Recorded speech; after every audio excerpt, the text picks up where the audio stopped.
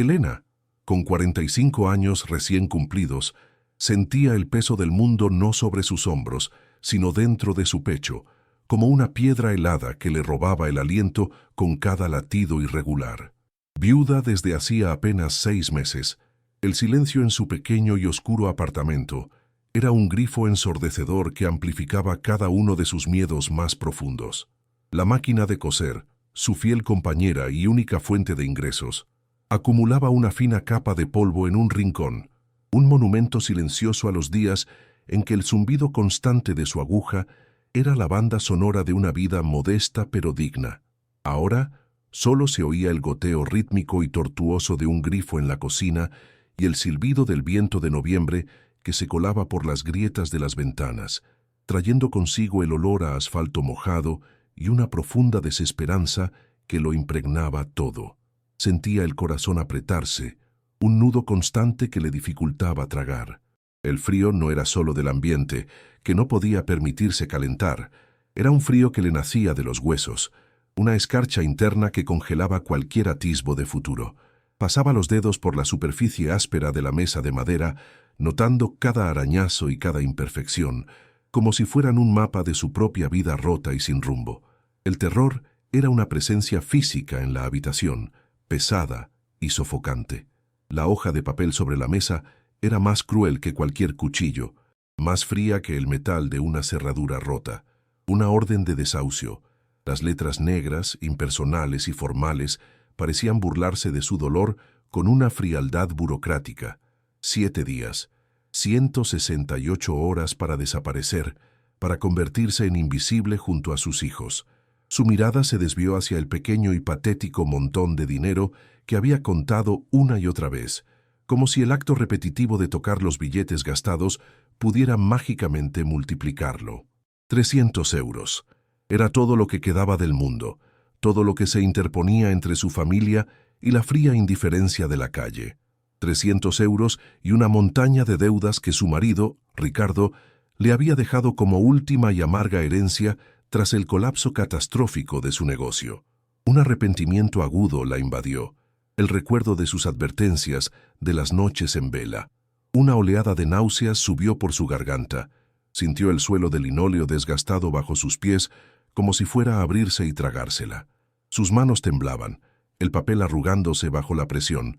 Era una bestia acorralada en una jaula de deudas y plazos imposibles, sin escapatoria. Leo, con sus 12 años y una seriedad impropia de su edad, la observaba desde el umbral de la cocina, con los hombros encogidos como si sintiera el frío de la habitación en su propia alma. Él sabía que algo iba terriblemente mal. En sus ojos oscuros, Elena veía el reflejo de su propio pánico, una carga que ningún niño debería jamás soportar. «Mamá, ¿estás bien?», preguntó con una voz que intentaba ser firme, pero que se quebró ligeramente al final.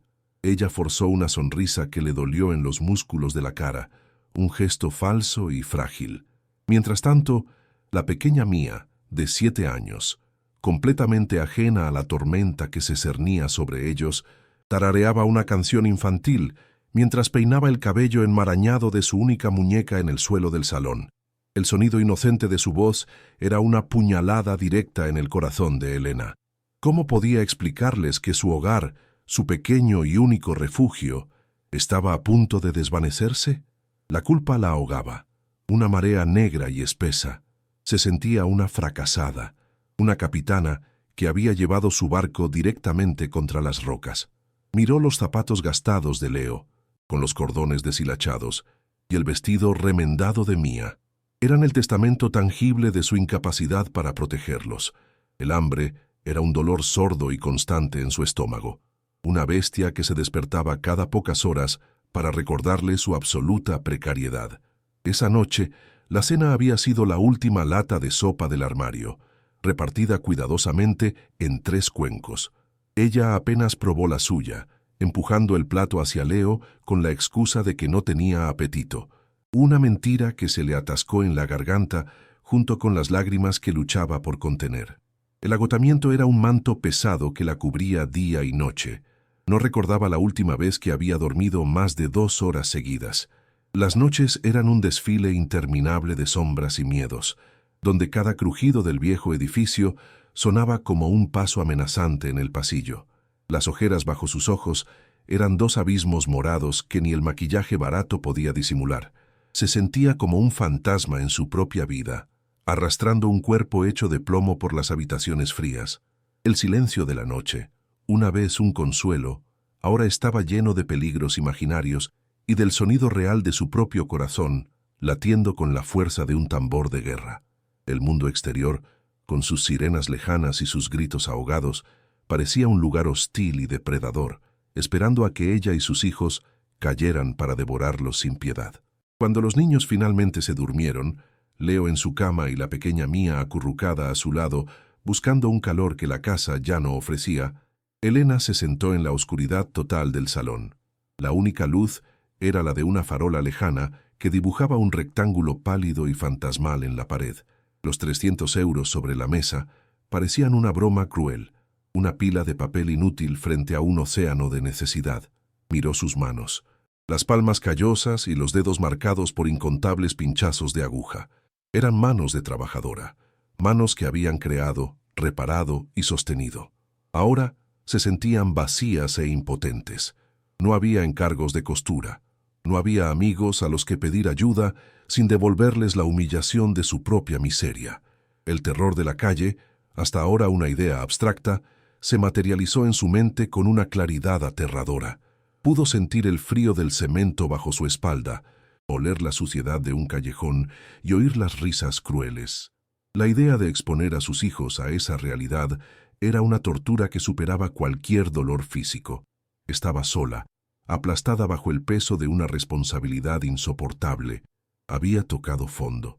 Si esta historia ya te ha atrapado, suscríbete y activa la campanita para no perderte cómo una madre desesperada puede cambiar su destino. En las horas más oscuras, cuando el único sonido era el latido frenético de su propio corazón, Elena se aferró a la única ventana que le quedaba al mundo, la pantalla agrietada de su viejo teléfono móvil. Con los dedos entumecidos por el frío, se desplazaba sin cesar por listados de empleos inalcanzables y apartamentos con alquileres insultantes. La luz azulada del dispositivo proyectaba un brillo fantasmal sobre su rostro, acentuando las ojeras y la tensión en su mandíbula. Cada anuncio era una bofetada, un recordatorio de su total impotencia. El estómago le dolía, una mezcla de hambre y ansiedad que la mantenía en un estado de alerta constante. Se sentía como una náufraga en medio de un océano digital, buscando desesperadamente una tabla a la que agarrarse. Y entonces, cuando la esperanza estaba a punto de extinguirse por completo, una imagen diminuta y extraña captó su atención, un punto de color improbable en un mar de texto monótono y gris. Era una luz débil, casi imperceptible, pero en su oscuridad parecía un faro. Fue en una página web de objetos de segunda mano, entre muebles rotos y electrodomésticos obsoletos, donde lo vio. El anuncio era escueto, casi absurdo. Se vende viejo carromato de circo en pequeña parcela, 250 euros. La foto que lo acompañaba, probablemente tomada años atrás en un día soleado, mostraba una estructura de madera pintada con colores vivos y alegres, con ruedas ornamentadas y una silueta que evocaba un mundo de magia y aventura. Para cualquier otra persona, habría sido una curiosidad, una pieza de chatarra pintoresca. Pero para Elena, en ese preciso instante, no era un montón de madera podrida. Era un techo, era una dirección, era una posibilidad por más remota y descabellada que fuera. Sintió una punzada en el pecho, no de dolor, sino de algo que casi había olvidado. Una chispa de esperanza. La cifra, 250 euros. Era casi todo lo que tenía, una apuesta de todo o nada. Pero la alternativa, la imagen de sus hijos durmiendo en la calle, era un abismo que no se atrevía a contemplar. La decisión fue tan rápida como un relámpago, nacida de la pura desesperación. No había tiempo para dudar, para sopesar los pros y los contras. El único pro era que no era la acera. El único contra era que podía ser una estafa, un sueño que se convertiría en otra pesadilla. Pero era un riesgo que tenía que correr. Por la mañana, le explicó el plan a sus hijos con una voz que intentaba sonar alegre y convincente. «Nos vamos de aventura», dijo, forzando una sonrisa que no le llegaba a los ojos. «Viviremos en una casa de circo, como en los cuentos».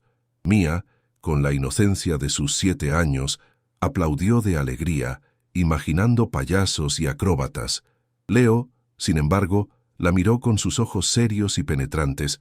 Su silencio era una pregunta cargada de escepticismo. Elena sintió una punzada de culpa, el sabor amargo de la mentira en su boca. Pero era una mentira necesaria, un escudo frágil contra una realidad demasiado dura. Estaba construyendo un castillo de naipes, rezando para que el viento no soplara demasiado fuerte. Con manos temblorosas, Elena realizó la transferencia bancaria. Ver cómo su saldo se reducía a unos míseros 50 euros le provocó una oleada de vértigo. Era el sonido de la red de seguridad rompiéndose definitivamente. Ahora no había vuelta atrás. Empaquetaron sus vidas en 2 maletas gastadas y una caja de cartón. Cada objeto era un fantasma. La muñeca de Mía, los libros de aventuras de Leo, las pocas fotos que quedaban de Ricardo sonriendo en tiempos más felices. El acto de vaciar los armarios y las estanterías fue como arrancar trozos de su propia piel. Al cerrar la puerta del apartamento por última vez, el clic de la cerradura resonó en el pasillo vacío como el punto final de una sentencia. Un escalofrío recorrió su espina dorsal. Dejaban atrás un lugar de malos recuerdos. Sí, pero también el último vestigio de normalidad. Ahora se adentraban en lo desconocido, armados únicamente con una promesa vaga comprada por internet y una esperanza tan frágil como el cristal. El viaje en autobús fue largo y monótono, un purgatorio de traqueteos y olores rancios. Elena sostenía la mano de Mía, que se durmió contra su brazo, mientras Leo miraba por la ventana con el ceño fruncido, observando cómo los edificios grises de la ciudad daban paso a campos desolados y árboles desnudos por el invierno. El paisaje se volvía cada vez más solitario, más olvidado. El aire dentro del autobús se sentía pesado, cargado con el olor a diésel y la respiración de extraños. Elena sentía que cada kilómetro que avanzaban la alejaba más de cualquier posible ayuda, sumergiéndola en un aislamiento cada vez más profundo. Un nudo se formó en su estómago, duro y frío. ¿Y si el lugar no existía? ¿Y si el vendedor era un fantasma? La foto del anuncio parpadeaba en su mente, y por primera vez notó lo borrosa que era, lo poco que realmente mostraba. El pánico, como una marea helada, comenzó a subir lentamente por sus piernas, amenazando con ahogarla por completo en su asiento. La parada del autobús era poco más que un poste oxidado en el arcén de una carretera secundaria. El vehículo se alejó con un rugido, dejándolos envueltos en una nube de humo y un silencio pesado y abrumador. El viento soplaba con fuerza, trayendo consigo el olor a tierra mojada y a vegetación en descomposición. Siguiendo las indicaciones imprecisas del vendedor, comenzaron a caminar por un camino de tierra que rápidamente se convirtió en un lodazal. El barro se pegaba a sus zapatos, haciendo cada paso un esfuerzo agotador. Elena cargaba con la maleta más pesada y una bolsa, mientras Leo arrastraba la otra, luchando por no caerse. Mía, cuya emoción inicial se había desvanecido, empezó a quejarse del frío y del cansancio. El cielo, de un gris plomizo, parecía pesar sobre sus cabezas. No había casas a la vista, ni señales de vida. Solo el sonido del viento entre las ramas desnudas y el graznido ocasional de un cuervo a lo lejos.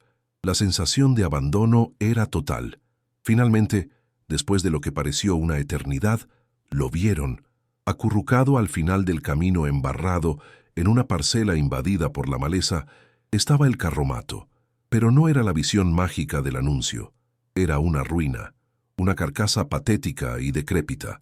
Su corazón, que había estado latiendo con una mezcla de miedo y expectación, se detuvo por un instante antes de hundirse pesadamente en su estómago. La pintura, que en la foto parecía vibrante, ahora colgaba en tiras descoloridas, revelando una madera oscurecida y podrida por la humedad. Una de las grandes ruedas de madera se había partido y el vehículo entero estaba inclinado hacia un lado, como un animal herido que se hubiera derrumbado para morir. El silencio de sus hijos a su lado era más elocuente que cualquier grito. La falsa esperanza, que la había sostenido durante las últimas 24 horas, se hizo añicos en un instante, dejando al descubierto una desesperación aún más profunda y oscura que la que sentía en su apartamento. A medida que se acercaban, la desolación se hizo más palpable. El aire estaba impregnado de un hedor nauseabundo, una mezcla de moho, madera podrida y el olor agrio de la orina de algún animal. Moscas zumbaban perezosamente alrededor de los charcos de agua estancada que salpicaban la parcela. Elena tocó la pared del carromato y sus dedos se encontraron con una superficie astillada y húmeda. Un trozo de madera se desprendió y cayó al barro con un sonido sordo. El metal de las decoraciones estaba cubierto por una capa gruesa de óxido rojo que manchaba todo lo que tocaba. Las ventanas, pequeñas y circulares, estaban rotas o cubiertas de una suciedad tan densa que era imposible ver el interior. Sintió la bilis subir por su garganta. Esto no era un refugio, era una tumba, un monumento a su propia estupidez y desesperación. Había gastado casi todo su dinero en una pila de basura, arrastrando a sus hijos a un lugar aún peor y más desolado que el que habían dejado atrás. Con un esfuerzo que le pareció sobrehumano, empujó la puerta. Chirrió horriblemente sobre sus goznes oxidados antes de abrirse de golpe, liberando una ráfaga de aire viciado y helado que olía a décadas de abandono. El interior era una caverna de oscuridad y podredumbre. La poca luz que se filtraba por las ventanas sucias revelaba una escena de devastación total. En una esquina, el techo se había hundido, dejando un agujero irregular por el que se veía el cielo gris. Justo debajo, un gran charco de agua negruzca cubría el suelo, reflejando las sombras como un espejo oscuro. Los restos de lo que alguna vez pudieron ser muebles estaban esparcidos por todas partes, rotos y cubiertos de una gruesa capa de polvo y telarañas. Las paredes estaban manchadas de humedad y cubiertas de grafitis obscenos. El hedor era tan intenso que Elena tuvo que taparse la boca y la nariz para no vomitar. Un sonido de algo escabulléndose en la oscuridad le provocó un respingo, haciendo que su piel se erizara de terror. Mía, que se había asomado con curiosidad por detrás de su madre, soltó un pequeño sollozo que se convirtió en un llanto desconsolado. «Mamá, esto no es una casa de circo», dijo con la voz rota por el miedo y la decepción. «Huele mal, tengo frío». Esas palabras, tan simples y verdaderas, fueron el golpe final para Elena. La máscara de madre fuerte y resolutiva que había llevado con tanto esfuerzo se desintegró por completo. Miró a Leo, que permanecía de pie en el umbral, con el rostro pálido y los puños apretados, la traición y la desesperanza grabadas en su joven cara. No la estaba culpando en voz alta, pero su silencio era un juicio devastador. Todo el peso de su fracaso catastrófico la aplastó en ese instante. Las piernas le fallaron y se deslizó por el marco de la puerta hasta quedar sentada en el suelo sucio y húmedo, sin importarle la mugre ni el frío. El aire le faltaba, su pecho se contraía en espasmos dolorosos. Había tocado fondo. Pero esto era peor. Esto era el fondo del fondo. No había vuelta atrás. El apartamento se había ido, el dinero se había ido. La pequeña chispa de esperanza que la había impulsado se había extinguido, dejando tras de sí solo cenizas frías y el hedor a podredumbre. Los 50 euros que le quedaban en el bolsillo se sentían como un insulto, una broma macabra. El viento aullaba a través del agujero en el techo, un lamento que parecía burlarse de su dolor. Elena abrazó sus rodillas, temblando incontrolablemente, no solo por el frío, sino por el terror puro y absoluto que la atenazaba. Estaba más sola, más expuesta y más perdida que nunca. Había apostado el último vestigio de seguridad de su familia a un sueño podrido y había perdido de la forma más humillante posible. Lágrimas silenciosas y calientes comenzaron a rodar por sus mejillas, mezclándose con la suciedad de su rostro. No producían ningún sonido. Ahogadas por la inmensidad de su desesperación, en ese carromato en ruinas, en medio de la nada, Elena comprendió que su situación no había empeorado. Se había vuelto insostenible. El sonido del goteo constante de agua desde el techo roto al charco del suelo era una forma de tortura china. cada gota un martillazo en su cráneo. Ploc, ploc, ploc. Contaba los segundos entre cada sonido, un ritmo macabro que marcaba el paso del tiempo en su nuevo infierno. Mia había dejado de llorar y ahora estaba acurrucada contra su costado, temblando silenciosamente. Leo se había adentrado cautelosamente en el carromato, moviéndose como un explorador en territorio enemigo, pateando un trozo de madera podrida con la punta de su zapato gastado. Su hijo, siempre tan serio, tan adulto, estaba tratando de encontrar una solución donde no la había, y esa visión rompió el corazón de Elena en 1000 pedazos más. Ella, la adulta, la madre, estaba paralizada en el suelo, mientras su hijo de 12 años inspeccionaba las ruinas de su error. La vergüenza era una capa de hielo que se formaba sobre la lava ardiente de su pánico. Quería gritar, pero no le salía la voz. Quería huir, pero no había a dónde ir.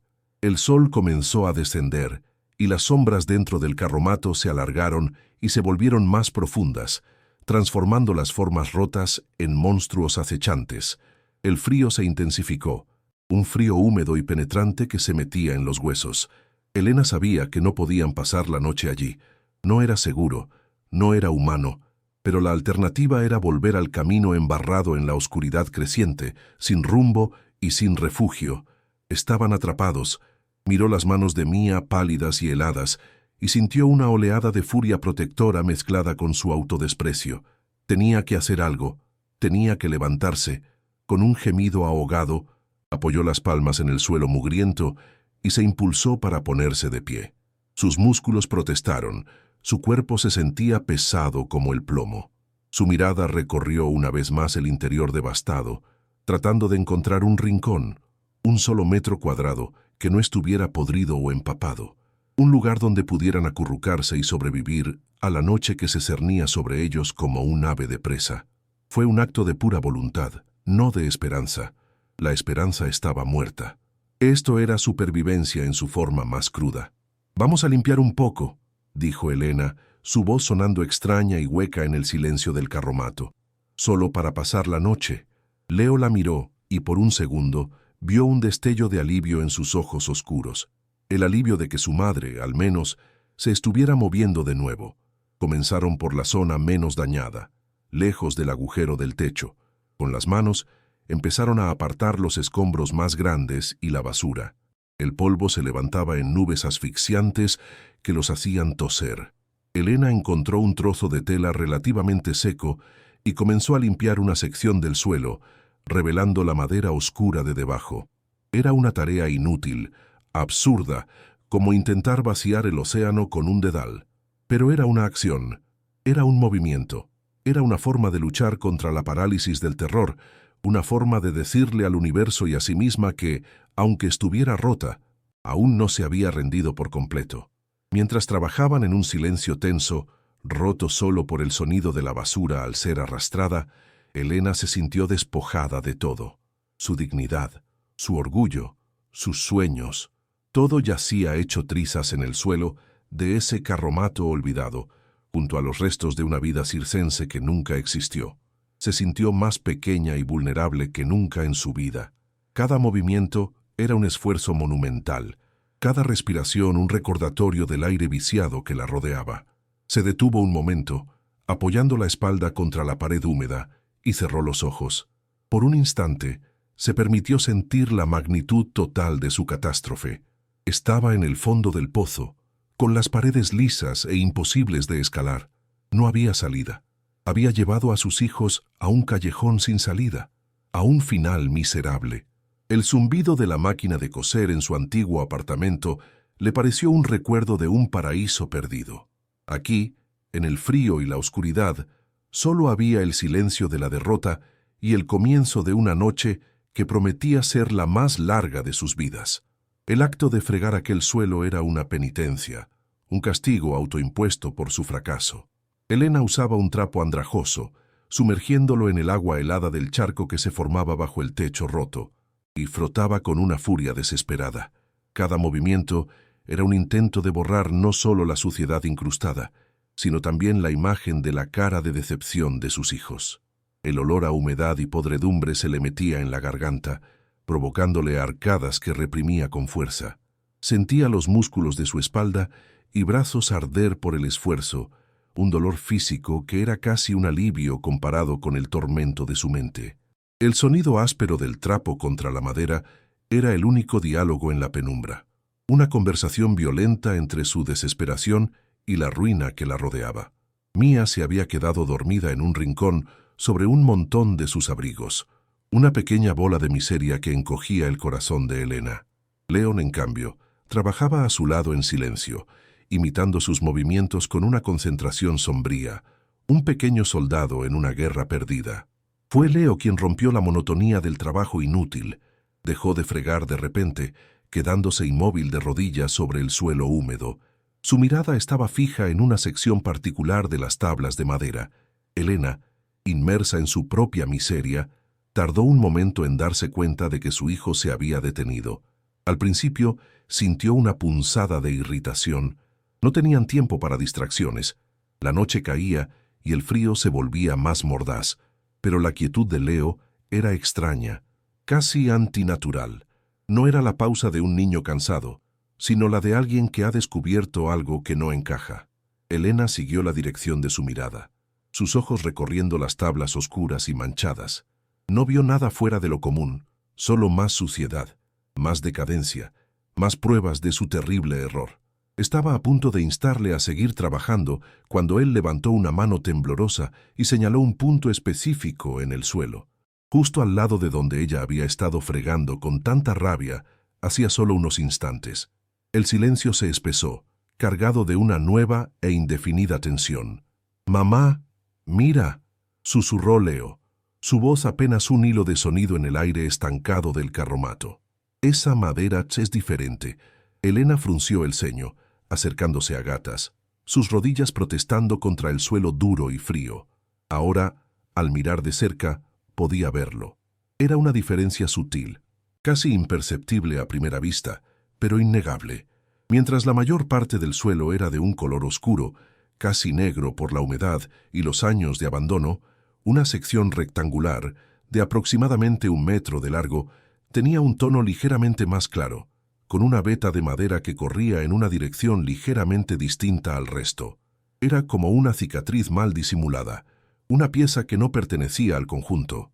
Alguien se había tomado la molestia de intentar igualar el color, pero el tiempo y la humedad habían deshecho el engaño, revelando la sutil discrepancia. Un escalofrío recorrió la espina dorsal de Elena, uno que no tenía nada que ver con el frío. La atmósfera del carromato cambió en ese instante. El peso de la desesperación fue reemplazado por el cosquilleo del misterio. Con la punta de los dedos, Elena rozó la superficie de la tabla diferente. Estaba tan húmeda y fría como el resto, pero al pasar la uña por la junta, notó que no había la misma acumulación de suciedad. Estaba más limpia, como si se hubiera movido o levantado más recientemente que las tablas circundantes. Sus ojos se encontraron con los de Leo, y vio en ellos la misma chispa de curiosidad temerosa que sentía crecer en su propio pecho. Juntos, comenzaron a examinar el perímetro del rectángulo de madera. A un lado, encontraron una tira de moldura decorativa, un adorno barato de madera prensada que imitaba un diseño floral. La mayor parte estaba podrida, pero una sección, justo en el borde de la tabla sospechosa, parecía estar despegándose. La curiosidad, una emoción que creía muerta y enterrada, venció a su agotamiento. Con la uña, empezó a levantar con cuidado el borde de la moldura que se estaba pelando. La madera se deshizo en parte, liberando un olor a pegamento viejo y a polvo seco, un aroma completamente distinto al del moho que lo impregnaba todo. Debajo de la tira de moldura podrida, algo metálico brilló débilmente a la escasa luz del atardecer. El corazón de Elena dio un vuelco. Se olvidó de respirar por un segundo. Con los dedos temblorosos, arrancó el resto del trozo de moldura que se desintegró en sus manos como si fuera papel mojado. Allí, incrustado en la madera, había un pequeño pestillo de latón, ennegrecido por el tiempo pero inconfundible. Era diminuto, no más grande que la uña de su pulgar, y estaba diseñado para quedar perfectamente oculto a la vista. No era parte de la construcción original del carromato. Era una adición, un secreto deliberadamente escondido. Un nudo se formó en su garganta. ¿Qué hacía una cerradura así en medio del suelo de un vehículo abandonado? El miedo y una extraña y peligrosa excitación luchaban dentro de ella. Miró a su alrededor, a las sombras que se alargaban, sintiéndose repentinamente observada. El carromato ya no era solo una ruina, era el guardián de un secreto, y ellos lo estaban profanando, despertando algo que había dormido durante mucho, mucho tiempo. Elena intentó mover el pestillo con el dedo, pero estaba atascado. El metal estaba frío y rígido. «No se mueve», murmuró, su voz tensa. Leo, sin decir una palabra, se levantó y buscó entre los escombros que habían amontonado. Regresó con un trozo de metal oxidado, quizás el mango de una vieja cacerola. Se lo entregó a su madre. Las manos de Elena temblaban tanto que apenas podía sujetarlo. Usando la punta del metal como palanca, la introdujo en la pequeña ranura del pestillo. Hizo fuerza. Al principio no pasó nada. Solo se oyó el chirrido del metal contra el latón. Hizo más fuerza, poniendo todo el peso de su cuerpo en el movimiento. Un crujido seco resonó en el silencio, haciendo que ambos se sobresaltaran. El pestillo se movió, apenas 1 milímetro, pero se movió. Un olor a aire viciado y a polvo antiguo, mucho más concentrado que antes, se escapó de la junta de la tabla. Un suspiro fantasmal del pasado. La adrenalina recorrió sus venas, barriendo el agotamiento y el hambre. Ya no sentían el frío. Con el pestillo liberado, Elena apoyó las palmas de las manos sobre la tabla rectangular. Intercambió una última mirada con Leo. No había vuelta atrás. Empujó hacia abajo y luego deslizó la tabla hacia un lado. No se levantaba, se deslizaba. El mecanismo era ingenioso y estaba sorprendentemente bien conservado. La tabla de madera se movió con un gemido sordo y pesado, raspando contra rieles ocultos, revelando una oscuridad absoluta debajo. No era un agujero hacia la tierra, sino la tapa de algo más. Una negrura perfecta, un vacío que parecía absorber la poca luz que quedaba en el carromato. Un aire frío y estancado, con un olor peculiar que Elena no podía identificar, una mezcla de tela vieja, papel y algo metálico y seco, surgió de las aberturas envolviéndolos. Mía se removió en su sueño, emitiendo un pequeño quejido, como si sintiera el cambio en la atmósfera. Elena sintió el vello de sus brazos erizarse. Estaban al borde de un descubrimiento que podía cambiarlo todo, para bien o para mal. El miedo era casi paralizante. La abertura revelaba un compartimento oculto. Era un doble fondo, de unos 30 centímetros de profundidad, que se extendía a lo largo de una buena parte del carromato. Era evidente que había sido construido con un propósito, reforzado con tiras de metal en los bordes para darle solidez. Dentro de esa cavidad oscura, algo estaba cuidadosamente dispuesto. No eran escombros ni basura. Eran bultos, varios de ellos, envueltos en lo que parecía ser tela encerada de color oscuro. Estaban alineados uno junto al otro, cubiertos por una fina capa de polvo, pero por lo demás intactos, protegidos de la humedad que había destruido todo lo demás. Elena se quedó paralizada, su mente luchando por procesar lo que estaba viendo. Era demasiado surrealista. Hacía unas horas estaba llorando en el suelo de una ruina, convencida de que había llegado al final del camino. Ahora estaba mirando un compartimento secreto lleno de paquetes misteriosos. La náusea subió por su garganta, una mezcla de pánico y una esperanza tan intensa que dolía físicamente en su pecho.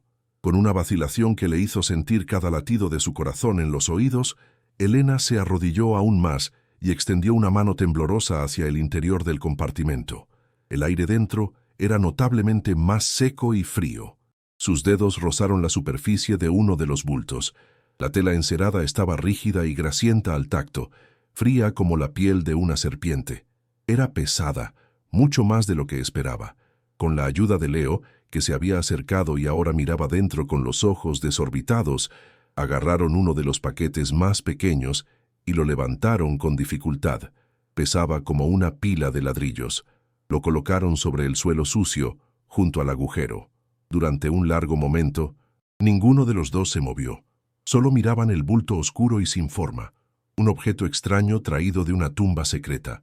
El silencio era total. Ni siquiera el viento se oía ya. Era como si el mundo entero contuviera la respiración, esperando a que desvelaran el secreto que había permanecido oculto durante décadas en las entrañas de aquel carromato olvidado y moribundo. Las cuerdas que ataban el paquete estaban viejas y secas, y se rompieron con facilidad bajo la presión de los dedos de Elena. El sonido del cordel al partirse fue como un disparo en el silencio absoluto. Con manos torpes y precipitadas, empezó a desenvolver las capas de tela encerada. La tela se desplegó con un crujido rígido, liberando una bocanada de ese olor a papel viejo, casi como el de una biblioteca abandonada. Y entonces lo vio, debajo de la última capa de tela, cuidadosamente apilados y atados con cintas de papel, había fajos y fajos de billetes. No eran euros, eran de un diseño antiguo, con colores sepia y retratos de hombres serios con bigote. Pesetas, cientos, miles de billetes. El corazón de Elena empezó a latir tan fuerte que pensó que se le saldría del pecho.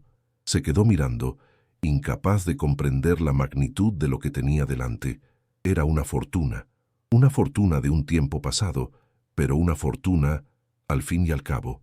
Lágrimas silenciosas empezaron a correr por sus mejillas, pero esta vez no eran de desesperación, eran de puro e incomprensible shock. Leo soltó una exclamación ahogada, una mezcla de asombro y miedo. Elena levantó un fajo de billetes. El papel estaba seco y quebradizo al tacto, pero el dinero era real. Eran billetes de 1.000, de 5.000 pesetas, cantidades que no significaban mucho para Leo, pero que para Elena evocaban un pasado lejano. No tenía idea de cuál sería su valor actual, si es que tenía alguno, pero la cantidad era abrumadora. Volvió a mirar dentro del compartimento. Había al menos 10 bultos más, algunos mucho más grandes que el que acababan de abrir. Un mareo repentino la obligó a apoyarse en el suelo.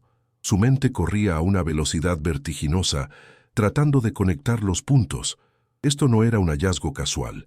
Esto era dinero escondido, dinero robado. Probablemente. La idea le heló la sangre.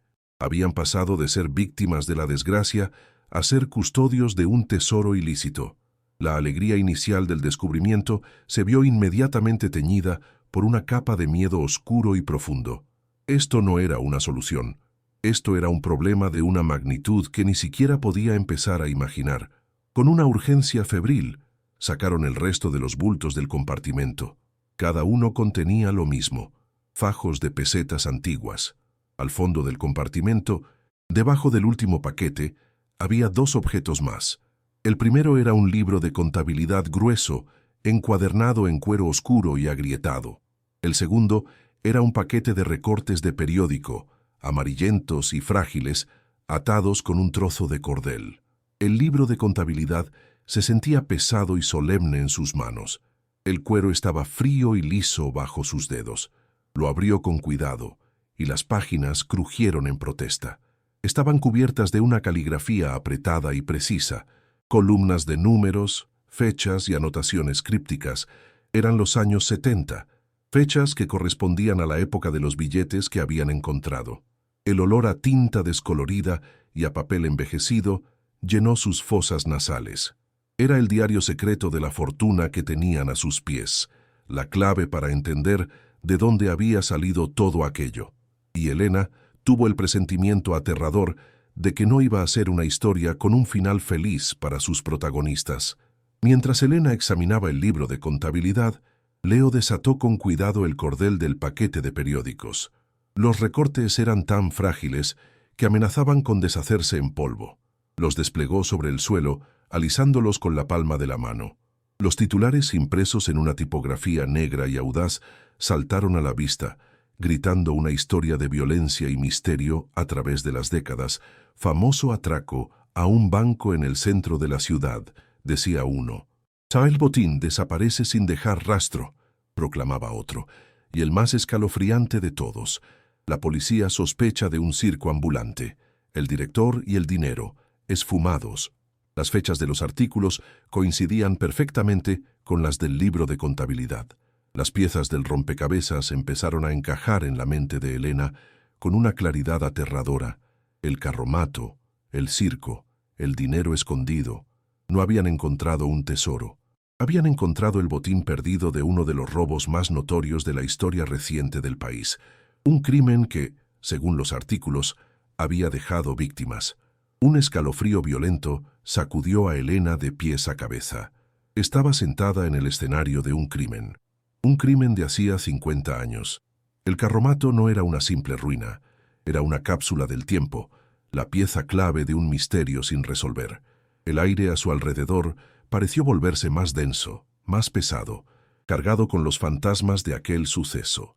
Miró el dinero, luego los periódicos y finalmente el libro de contabilidad que sostenía en sus manos.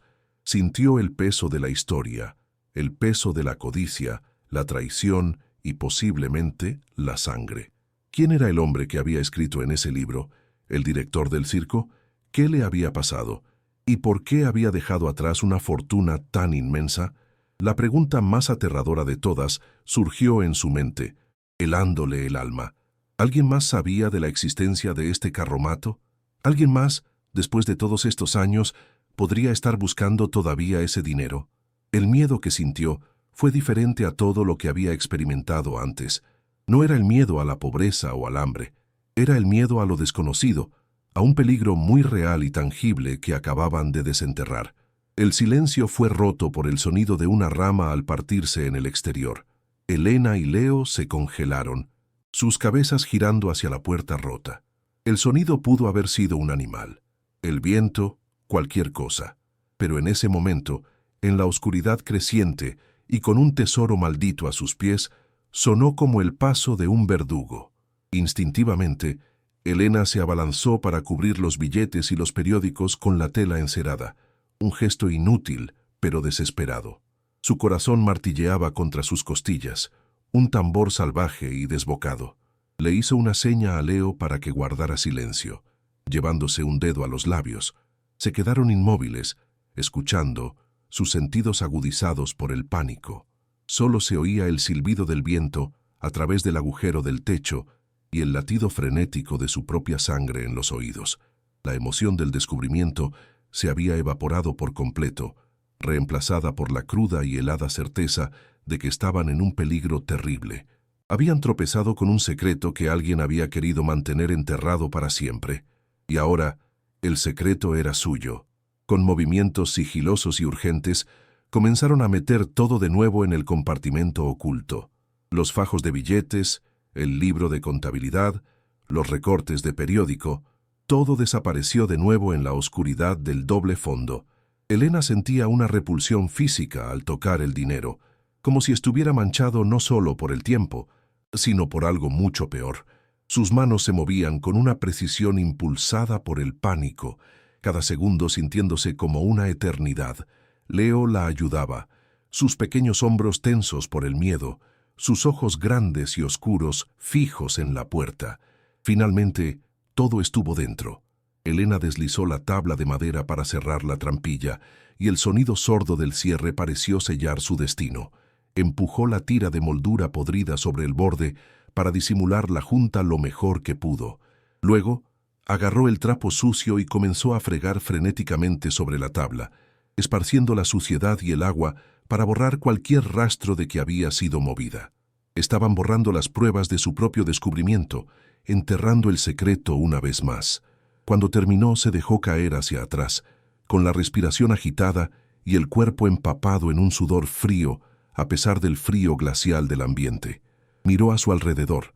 El carromato volvía a ser una ruina anónima. La pila de escombros, el suelo sucio, el olor a moho. Todo parecía igual que antes, pero todo había cambiado. Ahora sabían lo que yacía bajo sus pies, un tesoro y una maldición. Elena se sentía como si hubiera envejecido 10 años en la última hora. La desesperación por su pobreza había sido reemplazada por un terror mucho más primordial. Ya no se trataba solo de sobrevivir a la noche o de encontrar comida. Se trataba de sobrevivir al secreto que acababan de desenterrar. Se dio cuenta de que no podían quedarse allí.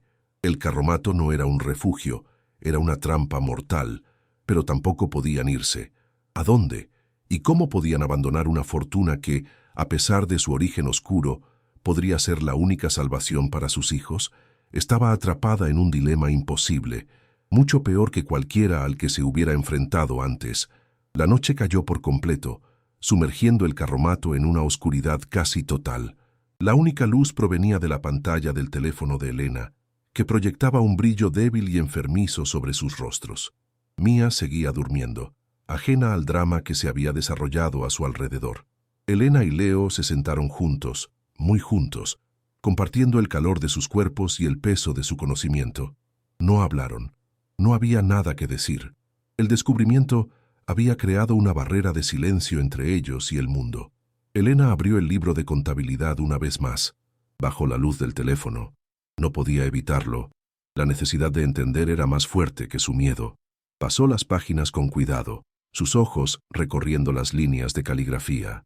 Nombres de ciudades, gastos de combustible, pagos a miembros del circo, y luego, páginas enteras dedicadas a la planificación, dibujos del interior de un banco, horarios, rutas de escape. Era la crónica meticulosa de un crimen, escrita por la mano de su arquitecto. El corazón de Elena se heló. Leo se inclinó sobre su hombro, sus ojos siguiendo las líneas de texto junto a los de ella. Aunque no entendía todas las palabras, comprendía la esencia. Vio los diagramas, las cifras enormes, las palabras como botín, distracción, traición. La inocencia que le quedaba se estaba desvaneciendo rápidamente en la penumbra de aquel carromato. Elena sintió una oleada de culpa. Debería protegerlo de esto, pero era demasiado tarde. Él ya era cómplice, un testigo silencioso de un pasado peligroso que había vuelto a la vida. Una frase en particular, garabateada en el margen de una de las últimas páginas, captó su atención. Estaba escrita con una presión diferente, más airada. El abogado cree que me puede engañar. Valbuena, se llevará una sorpresa. La mitad es demasiado para un simple chupatintas. El nombre resonó en la mente de Elena como una campana de alarma. Valbuena no era un nombre común y estaba ligado a una traición planeada. ¿Quién era Valbuena? ¿Y qué sorpresa le había preparado el director del circo? La historia se volvía más compleja y personal. Elena se sintió atrapada en una red tejida décadas antes de su nacimiento. Las anotaciones del diario pintaban un cuadro de paranoia y codicia. El director del circo no solo había planeado el robo, sino que también había planeado traicionar a todos los que lo habían ayudado, desde sus propios artistas de circo hasta el misterioso abogado Valbuena. El plan era simple y brutal: usar el carromato para esconder el dinero, desaparecer y dejar que todos los demás se enfrentaran a las consecuencias o buscaran en los lugares equivocados. El carromato era la clave de todo. Era la caja fuerte, el escondite perfecto, un vehículo anónimo en un circo lleno de ellos. Pero algo debió de salir mal. El director nunca regresó a por su fortuna. ¿Murió? ¿Fue arrestado por otra cosa? ¿O fue víctima de su propia red de traiciones? Las preguntas se agolpaban en la mente de Elena, cada una más inquietante que la anterior. Ya no era solo la historia de un robo, era una historia de engaño y posible asesinato, y ellos estaban sentados justo en el centro de todo. La enormidad de la situación comenzó a asentarse. No podían simplemente coger el dinero y marcharse. ¿Cómo cambiarían una cantidad tan masiva de pesetas antiguas sin levantar sospechas?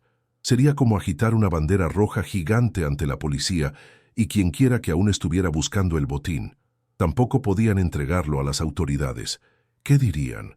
¿Que habían comprado una ruina por 250 euros y casualmente habían encontrado el botín de un famoso atraco? Nadie les creería. Pensarían que eran cómplices o intentarían quitarles el dinero de alguna manera. Estaban completamente solos en esto. El dinero, que momentos antes parecía una bendición milagrosa, ahora se sentía como un veneno, una carga radiactiva que contaminaba todo lo que tocaba. La libertad que prometía estaba encadenada a un peligro mortal. Elena miró a sus hijos, uno dormido y el otro con una expresión de preocupación impropia de su edad, y sintió una oleada de feroz proteccionismo. Haría cualquier cosa para mantenerlos a salvo, incluso si eso significaba volver a enterrar el secreto y huir de allí sin nada. Decidió que se quedarían solo esa noche. Al amanecer, cogerían lo poco que les quedaba y se irían, caminarían hasta el pueblo más cercano y buscarían ayuda. cualquier tipo de ayuda. Fingirían que nunca habían encontrado nada. Era la única opción sensata. Trató de convencerse a sí misma de que era el camino correcto, que la seguridad de sus hijos valía más que cualquier fortuna. Pero una parte de ella, una voz pequeña y pragmática nacida de meses de miseria, se rebelaba. ¿Irse a dónde? ¿Con qué dinero? Volverían a estar exactamente en el mismo punto, sin hogar y sin un céntimo, pero ahora con el conocimiento tortuoso de la fortuna que habían dejado atrás. La tentación era una serpiente que se enroscaba en su corazón. Solo un fajo de billetes, se dijo a sí misma. Solo lo suficiente para un billete de tren, para un par de noches en un motel barato. Pero sabía que si cogía uno, no podría parar. La codicia, una vez probada, era una sed insaciable. El dilema la estaba partiendo en dos. La seguridad frente a la salvación, la pobreza honrada frente a la riqueza peligrosa. Mientras la batalla se libraba en su interior, el sonido de la respiración tranquila de Mia la ancló a la realidad. No importaba el dinero, no importaba el misterio. Su única responsabilidad era proteger a esa pequeña vida y a la de su hermano. Tomó una decisión. Se irían. Volvió a guardar el libro de contabilidad en su bolso, un único recuerdo tangible del secreto, y se preparó para una noche de vigilia. Se sentó con la espalda contra la pared, abrazando a sus hijos, tratando de darles un calor que ella misma no sentía. El carromato, con su secreto ahora devuelto a la oscuridad, parecía observar en silencio un viejo monstruo paciente que sabía que sus secretos no permanecerían enterrados por mucho tiempo. Afuera, el viento soplaba, llevando consigo los susurros de un pasado violento y la promesa de un futuro incierto. Elena cerró los ojos, no para dormir, sino para reunir las pocas fuerzas que le quedaban. La noche iba a ser larga, y tenía el terrible presentimiento de que sus problemas no habían hecho más que empezar. La adrenalina que la había mantenido en pie comenzó a desvanecerse, siendo reemplazada por un agotamiento profundo y pesado. El frío, que había ignorado durante el descubrimiento, regresó con una intensidad renovada, calándole hasta los huesos. Cada músculo de su cuerpo dolía. Se acurrucó más cerca de sus hijos, buscando consuelo en su calor. El olor del carromato, una mezcla de podredumbre y el fantasma polvoriento del dinero viejo, era ahora el aroma de su nueva y aterradora realidad. Se dio cuenta de que, independientemente de su decisión, el descubrimiento los había cambiado para siempre. Habían cruzado un umbral invisible. Ya no eran solo una familia pobre y desafortunada. Eran guardianes de un secreto peligroso, actores involuntarios en el acto final de un drama criminal que había comenzado 50 años atrás.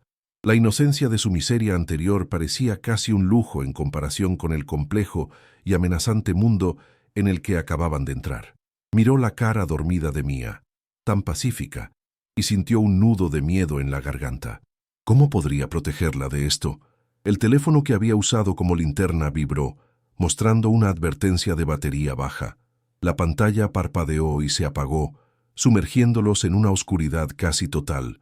La negrura era sofocante, absoluta. Elena contuvo el aliento, y de repente, cada pequeño sonido del exterior se amplificó.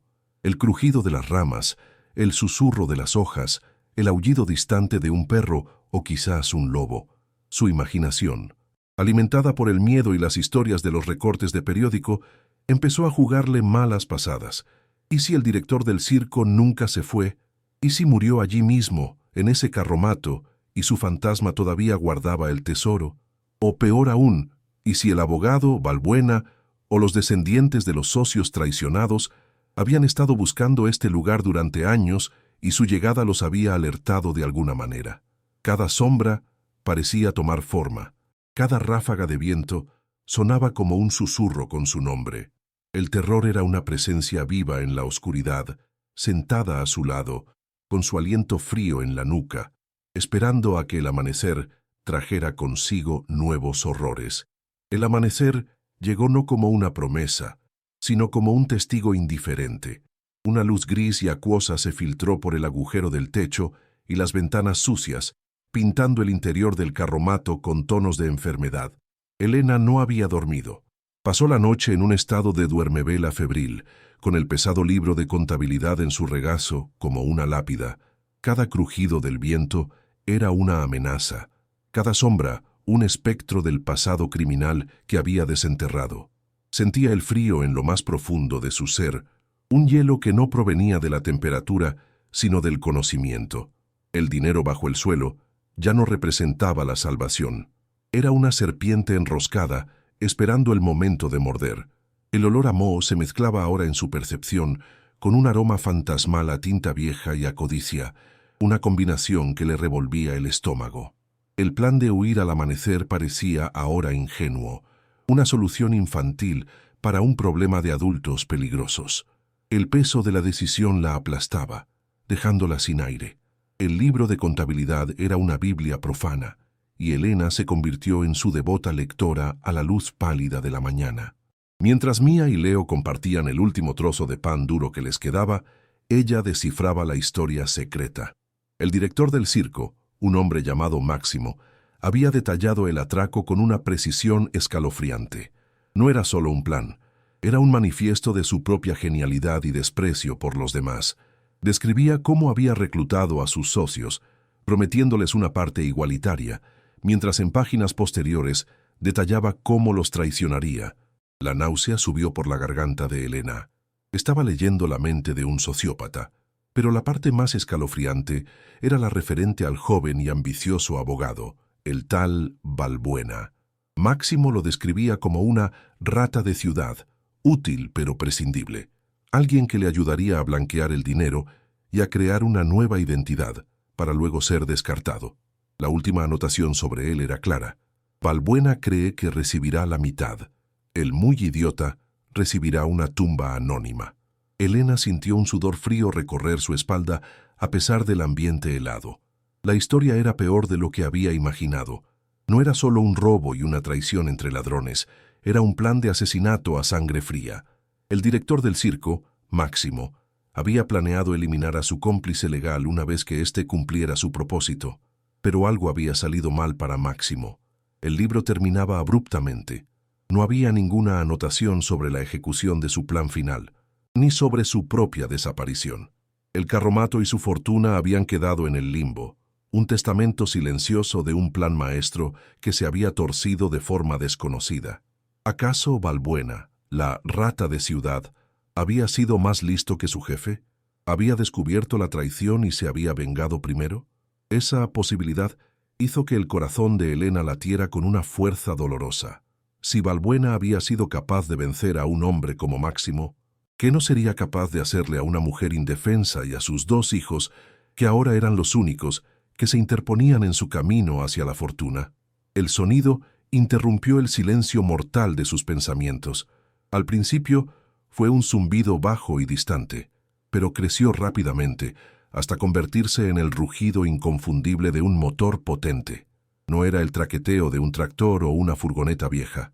Era un sonido suave, caro, completamente fuera de lugar en aquel paraje de lodo y abandono. Elena se levantó de un salto, su cuerpo inundado de adrenalina. Su primer instinto fue esconder el libro, pero ya era tarde. Un coche negro, lujoso y reluciente como un escarabajo de obsidiana, apareció al final del camino, avanzando lentamente por el barro como si le repugnara el contacto. Las ruedas, a pesar de su tamaño, luchaban por encontrar agarre, salpicando lodo sobre la carrocería impecable. El vehículo se detuvo a unos metros del carromato, su motor ronroneando con una potencia contenida. El contraste entre el coche y la ruina que era su hogar era grotesco. Una colisión violenta entre 2 mundos que nunca debieron encontrarse. Leo y Mía se pegaron a ella, sus pequeños cuerpos temblando. La puerta del conductor se abrió con un clic suave y decidido. Un hombre emergió. Era anciano, quizás octogenario, pero se movía con una rigidez digna, no con la fragilidad de la vejez. Vestía un traje de lana gris hecho a medida y unos zapatos negros tan pulidos que reflejaban el cielo plomizo. A pesar del barro, parecía inmune a la suciedad. Su cabello, completamente blanco, estaba peinado hacia atrás con una pulcritud impecable. En su rostro, una red de arrugas profundas no lograba ocultar la dureza de sus ojos pequeños y penetrantes, que recorrieron la escena, el carromato en ruinas, la mujer desaliñada, los niños asustados, con una mezcla de desdén y cálculo. Elena sintió que su alma quedaba expuesta bajo aquella mirada. El aire se llenó con el tenue pero penetrante olor de una colonia cara, un aroma a sándalo y a poder que chocaba violentamente con el hedor a podredumbre. No necesitaba que se presentara. Lo supo con una certeza que le heló la sangre en las venas. Era él. Era Balbuena. Don Alejandro.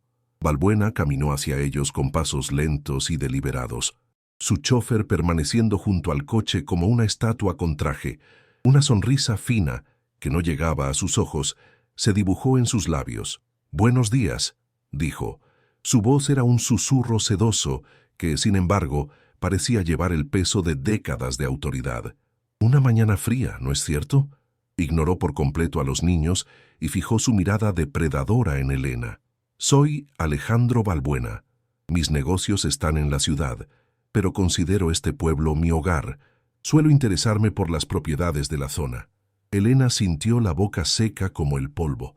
No podía hablar, solo pudo asentir, sintiendo el latido de su corazón en la garganta.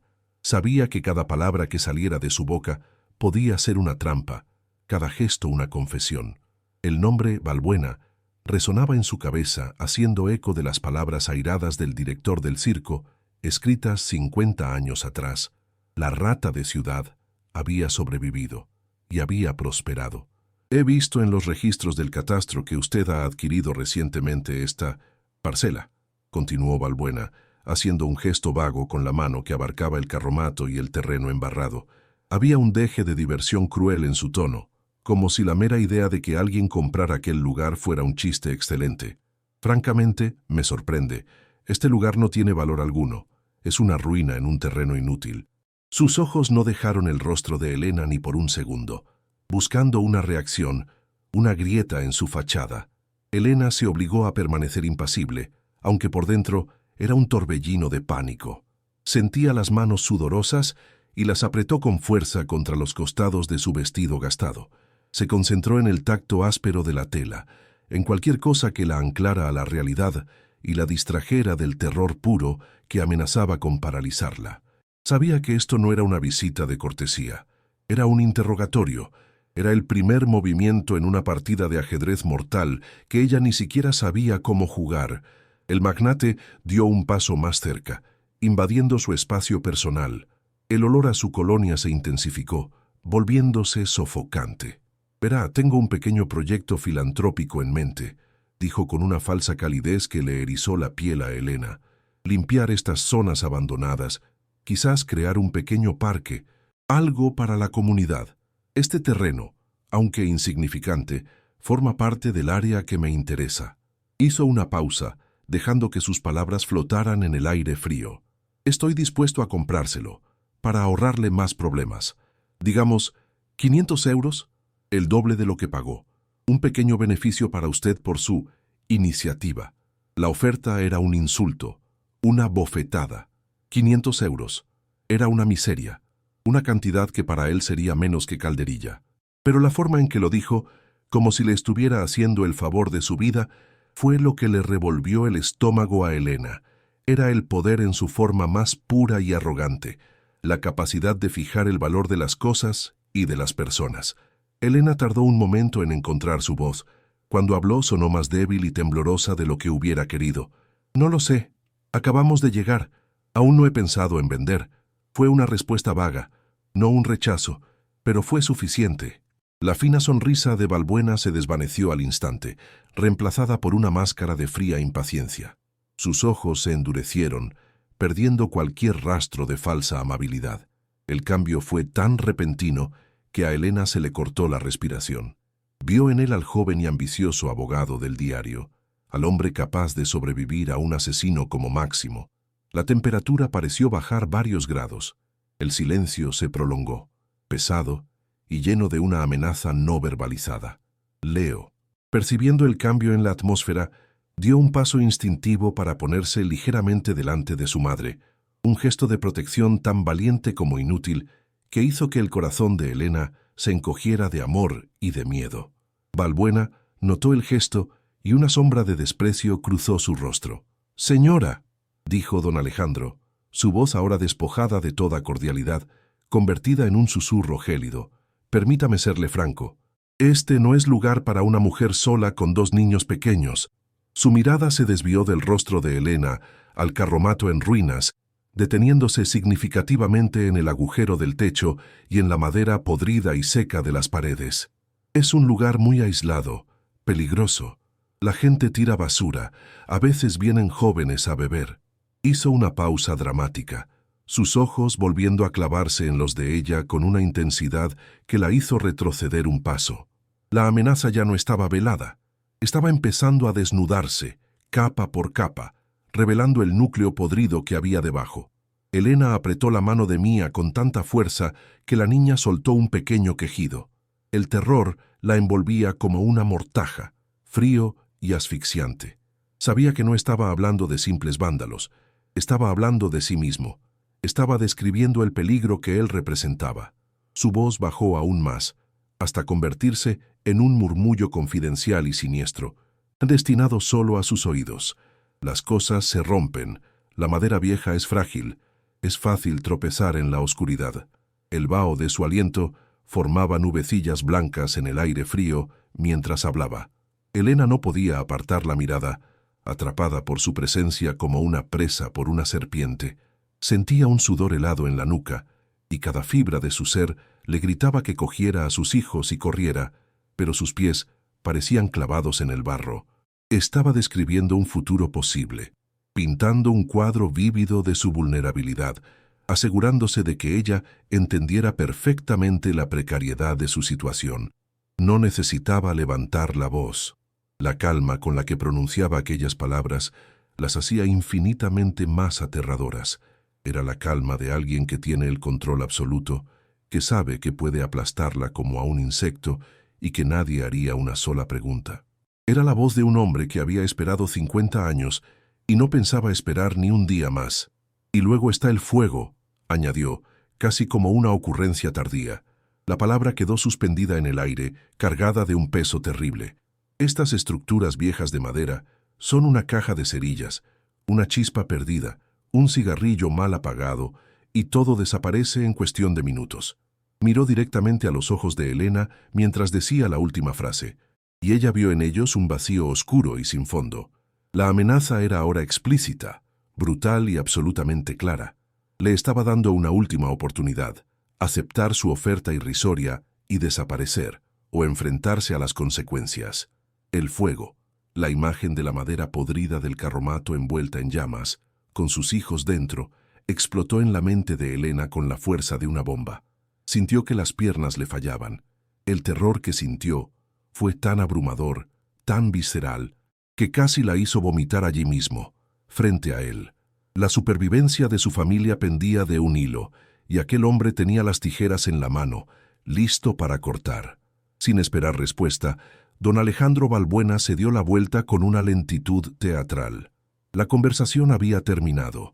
Había entregado su ultimátum. «Piénselo», dijo por encima del hombro, su voz volviendo a ser falsamente suave. «Mi oferta es generosa, y solo es válida durante 24 horas». Caminó de regreso a su coche, sus zapatos caros hundiéndose ligeramente en el barro, un pequeño precio a pagar por reafirmar su dominio. El chofer le abrió la puerta y él se deslizó en el asiento de cuero sin una segunda mirada. El coche arrancó, su motor un rugido contenido. Dio la vuelta con dificultad en el espacio reducido y se alejó por el camino de tierra, desapareciendo tan rápido como había llegado. Dejó tras de sí solo las marcas de los neumáticos en el lodo, el olor persistente de su colonia y un silencio cargado de terror y muerte. Elena se quedó allí, temblando incontrolablemente, abrazando a sus hijos con una fuerza desesperada. El carromato ya no era una ruina, era una sentencia. El eco del motor se desvaneció reemplazado por el silbido del viento, que ahora sonaba como una burla. Elena miró la ruina que la rodeaba, pero ya no veía madera podrida, veía combustible, no veía un refugio precario, veía una pira funeraria. El secreto bajo el suelo había pasado de ser una carga a ser un detonador. Balbuena sabía Quizás no sabía con certeza que el dinero estaba allí, pero lo sospechaba con la fuerza de 50 años de búsqueda obsesiva, y ahora que los había encontrado, no se detendría ante nada. La vida de sus hijos, que ya pendía de un hilo por la pobreza, estaba ahora amenazada por la codicia de un asesino. El dilema la desgarraba. Podía coger el dinero y huir esa misma noche, convertirse en una fugitiva con una fortuna maldita, o podía quedarse, enfrentarse a él y arriesgarse a que cumpliera su terrible promesa. La seguridad a través de la cobardía o la posible destrucción en nombre de una justicia que ni siquiera era suya. El frío pareció intensificarse, pero esta vez nacía de la claridad aterradora de sus opciones. Balbuena había subestimado una cosa: no era solo una mujer indefensa, era una madre acorralada. Y una madre acorralada es el animal más peligroso de todos. La desesperación que la había aplastado se estaba transformando lentamente en una furia helada. Miró el lugar exacto del suelo bajo el que se ocultaba la fortuna y la historia de un crimen. Rendirse significaba dejar que Balbuena ganara, que el mal triunfara y que las víctimas de aquel viejo atraco nunca tuvieran justicia. Luchar significaba poner a sus hijos en un peligro mortal.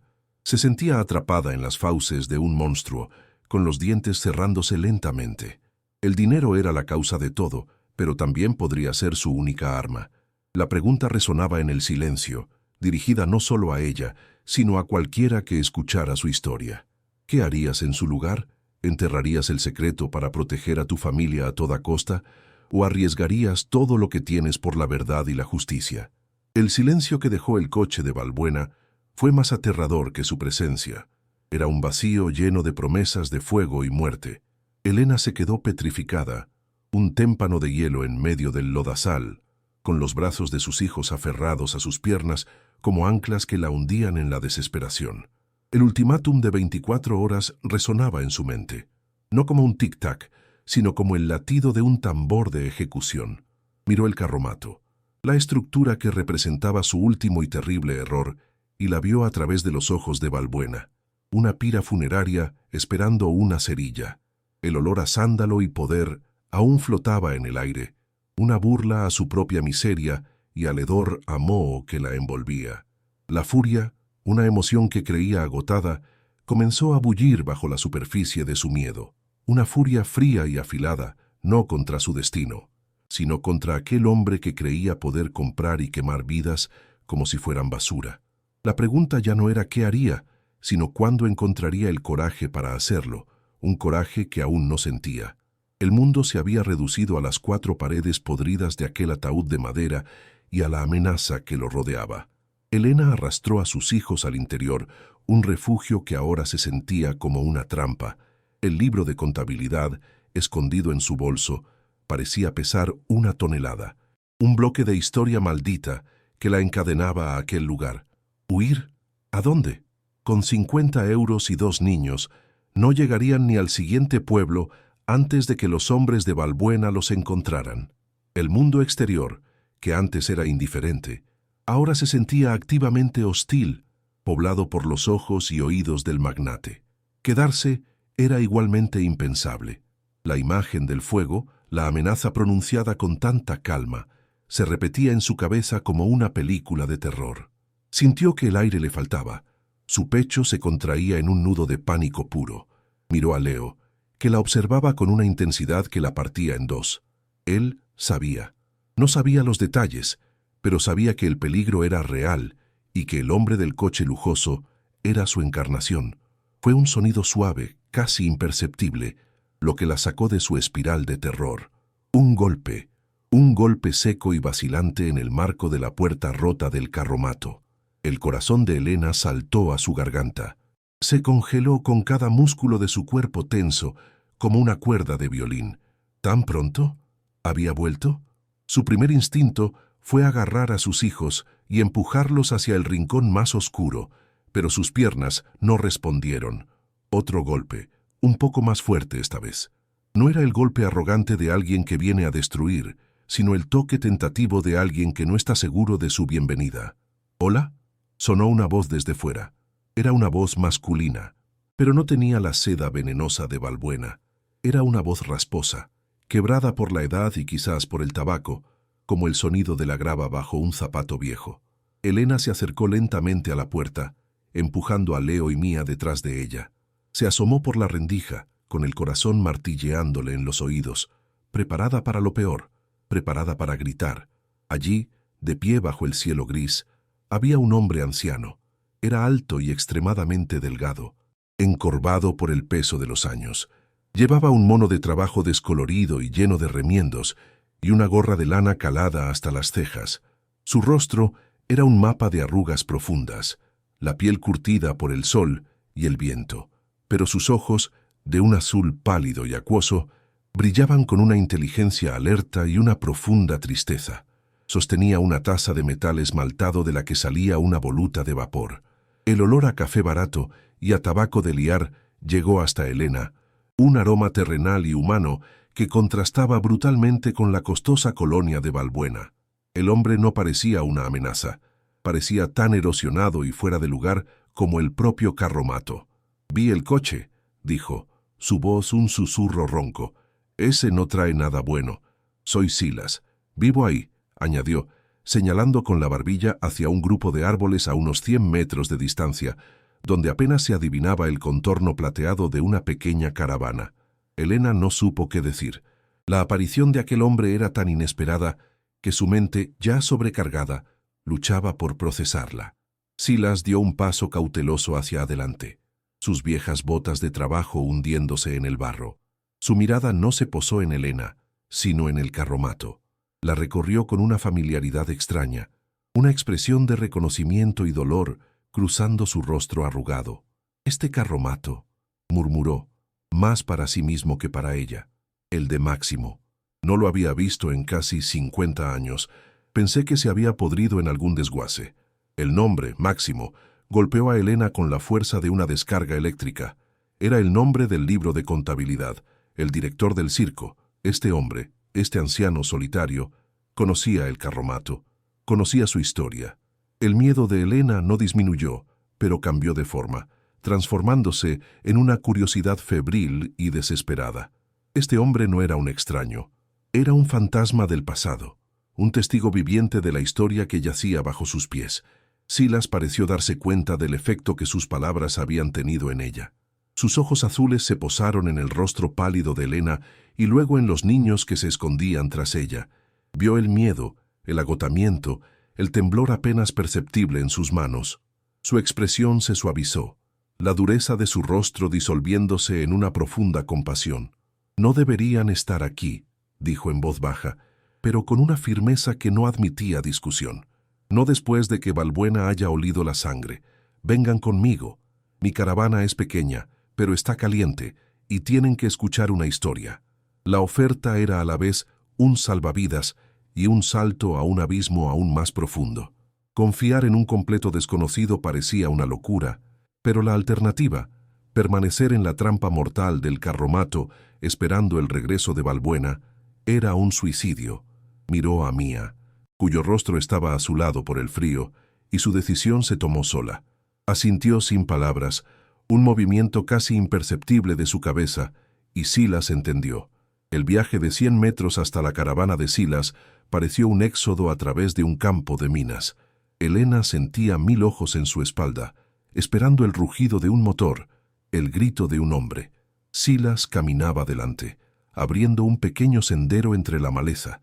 Su caravana era un modelo antiguo, una caja de aluminio abollada y sin brillo, pero de su pequeña chimenea salía un hilo de humo que prometía calor. Al abrir la puerta, un soplo de aire cálido y seco los envolvió, un alivio tan intenso que a Elena casi se le doblaron las rodillas. El interior era minúsculo y estaba abarrotado, pero impecablemente limpio. Olía a madera de pino, a café y al aroma dulzón del tabaco de pipa. Una pequeña estufa de leña ronroneaba en un rincón, proyectando un resplandor anaranjado sobre las paredes de madera. Había una pequeña mesa, 2 sillas y una cama estrecha cubierta con una manta de lana. Era el santuario de un ermitaño, un mundo autosuficiente y aislado del peligro exterior, un contraste absoluto con la podredumbre que acababan de dejar atrás. Silas le sirvió café caliente y espeso en tazas de metal a Elena y Leo, y un poco de leche tibia con miel para la pequeña Mía, que enseguida se acurrucó junto a la estufa, sus mejillas recuperando el color. El calor se extendió por el cuerpo de Elena, descongelando sus miembros y, en parte, su miedo.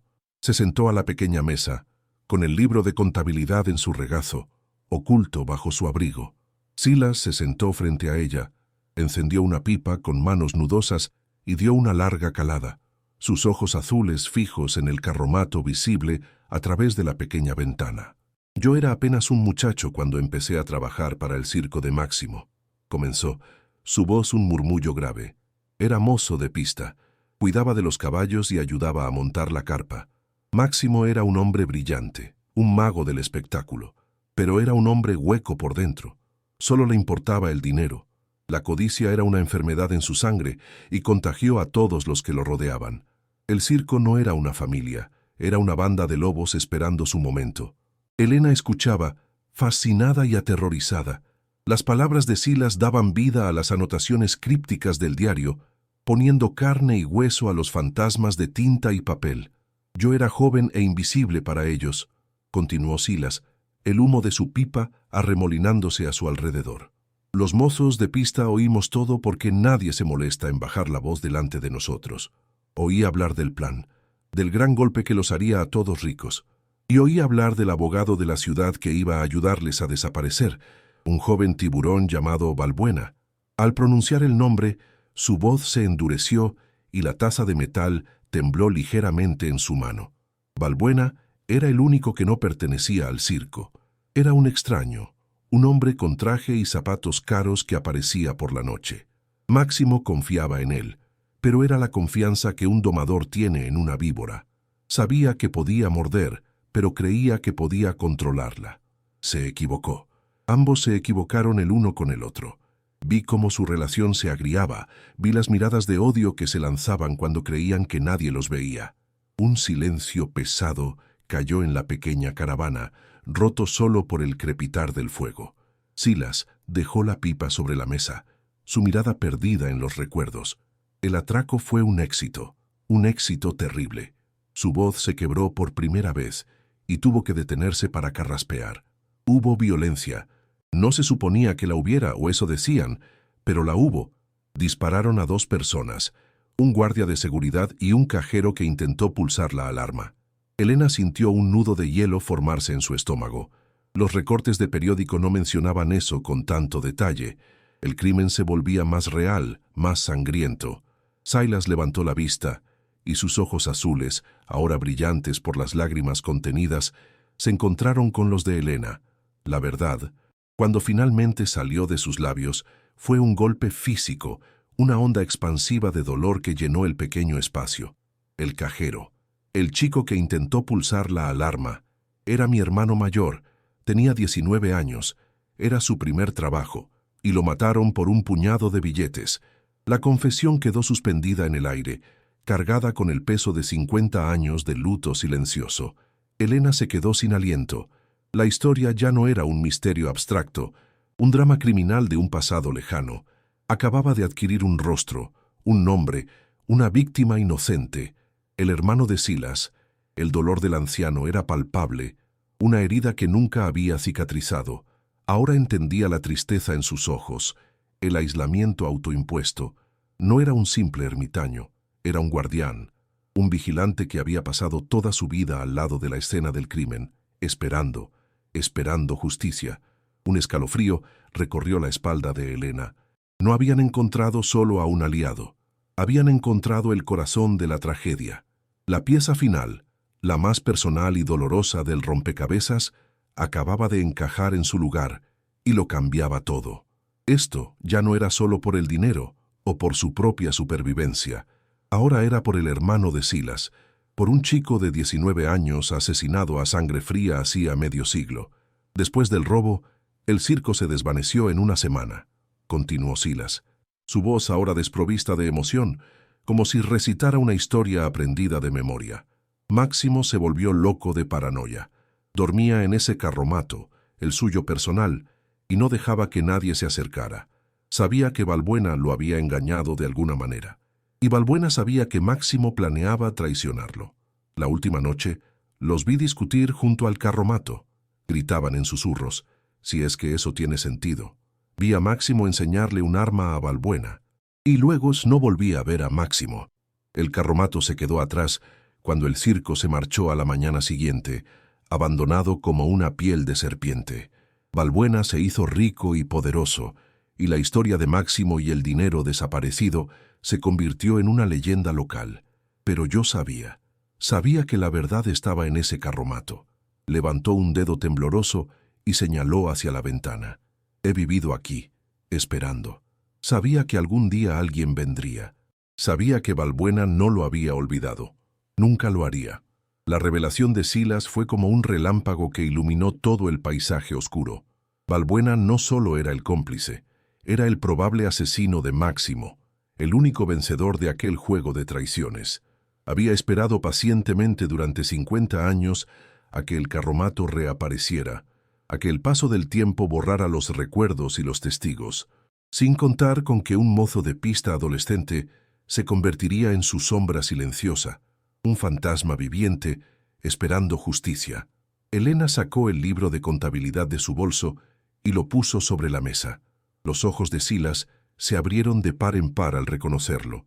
«Lo encontramos», susurró Elena, «el dinero y esto». Silas extendió una mano temblorosa y rozó la cubierta de cuero con la punta de sus dedos, como si tocara una reliquia sagrada. «La prueba», murmuró. Después de todos estos años, la prueba, la esperanza y el dolor luchaban en su rostro, una batalla de 5 décadas que llegaba a su clímax en aquella pequeña mesa. Sabían que Balbuena no les daría más de las 24 horas. La noche se acercaba. «No podéis volver allí». «No esta noche», dijo Silas con una urgencia repentina, su ensoñación rota por la cruda realidad del presente. Balbuena no es un hombre que hace amenazas vacías. Si dijo fuego, habrá fuego. No enviará a la policía, enviará al tipo de gente que no hace preguntas. El miedo, que se había atenuado con el calor de la estufa y la fascinación de la historia, regresó con una fuerza helada. Elena miró a sus hijos. Mía dormitaba plácidamente, pero Leo estaba escuchando cada palabra, su rostro pálido y sus ojos enormes. Estaba aterrorizado, pero también decidido. Silas se levantó y fue hacia la puerta. «Hay una cosa más que debéis saber», la condujo afuera, al aire frío de la tarde que se oscurecía rápidamente. La guió por la parte trasera de su caravana, hacia un sendero apenas visible que se adentraba en la espesura del bosque. Este camino rodea la parcela del carromato y sale a la carretera vieja a 1 kilómetro de aquí. Lo he mantenido despejado durante años. Por si acaso, si algo pasa, si oyen un coche, no lo duden. Cojan a los niños y corran por aquí. Volvieron al carromato bajo la luz moribunda del crepúsculo. Era una decisión tácita, una necesidad terrible. Las pruebas, el dinero, todo estaba allí. No podían abandonarlo. Y no podían arriesgarse a moverlo a la luz del día. Tenían que sobrevivir una noche más, pero esta vez estaban preparados. Silas les dio una vieja linterna de manivela, 2 mantas de lana áspera y un termo con más café. Mantengan las luces apagadas. No hagan ruido. A la primera señal de problemas, usen el sendero. Corran y no miren atrás. Estaré vigilando desde aquí. La despedida fue breve, cargada de una tensión insoportable. Al volver a entrar en el carromato, el olor a podredumbre les pareció más fuerte, el frío más intenso. La ruina se había transformado de nuevo. Ya no era una tumba ni una trampa, era una fortaleza sitiada, y ellos eran sus únicos defensores, esperando un asalto que sabían inevitable. La noche descendió sobre ellos no como un manto, sino como un sudario. Cada minuto que pasaba era un grano de arena cayendo en el reloj de arena de Balbuena. La oscuridad dentro del carromato era absoluta, una negrura tangible que parecía tener peso y textura. El silencio era diferente al de la noche anterior. Ya no era un silencio de abandono, sino uno de expectación. Era el silencio de la selva antes del ataque del tigre, el silencio del aire antes del rayo. Elena, Leo y Mía Se acurrucaron juntos bajo las mantas de lana que les dio Silas, formando una pequeña isla de calor humano en un océano de frío. Mía dormía, pero su sueño era agitado, salpicado de pequeños quejidos. Leo estaba despierto, sus ojos brillos en la oscuridad, fijos en la puerta. No hablaba, pero Elena sentía la tensión en su pequeño cuerpo. Ella sostenía la linterna de manivela, resistiendo el impulso de girarla para generar un poco de luz. Sabía que la más mínima chispa podría delatarlos. El bolso con el libro de contabilidad estaba colgado de su hombro, pesado como una roca. Esperaban, escuchaban. El sonido de su propia respiración parecía un trueno, el latido de su corazón un tambor de guerra. Las horas se arrastraron con una lentitud tortuosa. El viento aullaba a través del agujero del techo, produciendo sonidos fantasmales que hacían que Elena se sobresaltara una y otra vez. ¿Era el viento o un susurro, el crujido de una rama o el de una pisada? Su imaginación, alimentada por el miedo, era su peor enemiga. Se concentró en los sonidos del bosque que Silas le había enseñado a distinguir. El ulular de una lechuza, el chirrido de los grillos, sonidos normales, sonidos seguros. Pero entonces oyó algo que no encajaba. El canto de los grillos se detuvo. De repente, todos a la vez. Un silencio antinatural cayó sobre el bosque, un silencio de alerta. Un animal había sentido algo. Un depredador. Elena contuvo la respiración, su mano apretando instintivamente el brazo de Leo. El silencio se prolongó durante un latido, 2, 3, y luego lo oyó. El sonido inconfundible de neumáticos sobre el barro, moviéndose lentamente, tratando de no hacer ruido. No era el ronroneo de un coche de lujo, era el traqueteo de un motor diésel viejo, de una furgoneta. Habían llegado. El pánico la golpeó como una pared de ladrillos. Su primer impulso fue coger a los niños y correr hacia el sendero oculto. Pero algo la detuvo. Necesitaba estar segura, necesitaba ver. Con un cuidado infinito, se arrastró sobre sus manos y rodillas hasta una de las ventanas rotas, una que daba al frente del carromato. Se asomó con precaución, apenas 1 centímetro. Una vieja furgoneta blanca, cubierta de óxido y barro, estaba parada donde antes había estado el coche de Balbuena. Sus luces estaban apagadas. 2 figuras oscuras y corpulentas bajaron del vehículo. No se movían con la rigidez digna de Balbuena, sino con la soltura amenazante de matones profesionales. Uno de ellos llevaba una palanca de metal en la mano, el otro, un bidón grande y rojo. El corazón de Elena se detuvo. Gasolina. La amenaza de Balbuena no había sido una metáfora. Iba a cumplir su promesa, iba a quemarlos vivos. La furia helada que había sentido antes se evaporó, reemplazada por un terror tan puro y primordial que la dejó sin aliento. Las 2 siluetas se acercaron al carromato. Sus pasos chapoteaban en el barro, un sonido pesado y ominoso que se acercaba cada vez más. Hablaban en susurros ásperos que el viento traía a ráfagas. Dijo que no importaba si estaban dentro, oyó Elena. La frase la golpeó con una violencia física. No importaba si estaban dentro. Una oleada de náuseas la invadió.